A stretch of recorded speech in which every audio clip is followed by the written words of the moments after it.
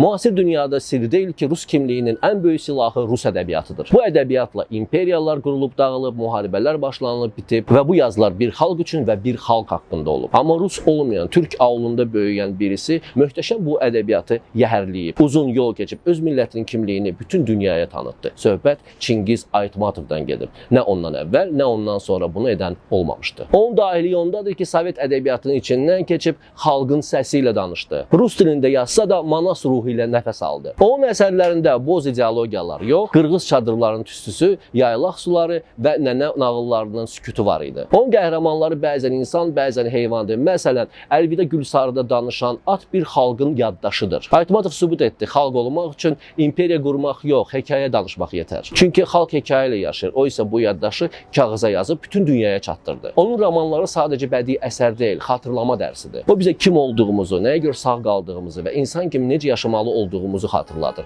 Ona görə də Çingiz Aytmatovu oxumaq lazımdır.